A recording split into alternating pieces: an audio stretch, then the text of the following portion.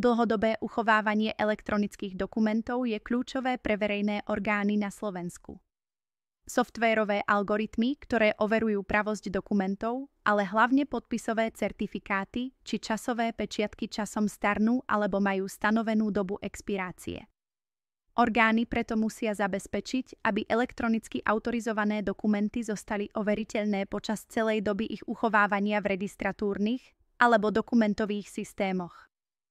Orgány verejnej moci musia zabezpečiť autenticitu, integritu a časovú platnosť dokumentov počas celej doby ich právnych účinkov. Používanie kvalifikovaných služieb uchovávania je preto z tohto pohľadu nevyhnutné. Moduly dlhodobého uchovávania predĺžujú platnosť elektronických podpisov a pečatí. Tieto opatrenia sú kľúčové pre zachovanie dôveryhodnosti dokumentov počas ich životného cyklu, hlavne kvôli neskorším dokazovaniam v správnom alebo dokonca súdnom konaní. Dlhodobo uchovávame dokumenty s právnymi účinkami, výsledky úradných konaní, ale aj iné elektronicky doručované dokumenty.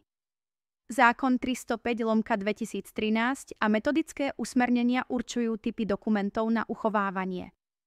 Každý orgán si určuje sám, ktoré dokumenty majú pre jeho agendy právne účinky.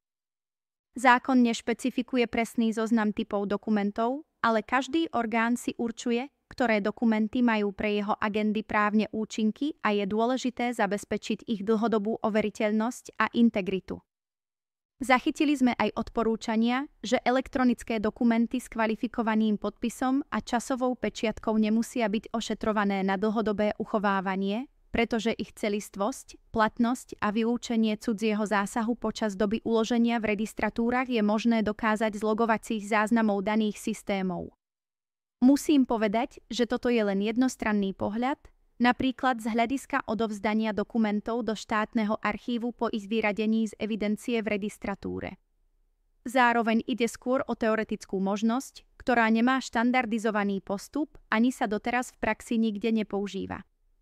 Logovacie záznamy a ich štruktúra totiž nie sú štandardizované a ich dlhodobé uchovávanie nie je povinné ani v praxi bežne zavedené.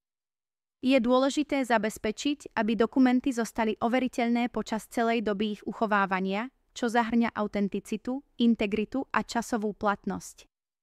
Toto zabezpečí len medzinárodnou normou predpísaný a európskou legislatívou uzákonený štandardizovaný postup, ktorý tým pádom obstojí aj pred súdom. Strata platnosti autorizácie môže totiž oslabiť dôveryhodnosť dokumentu.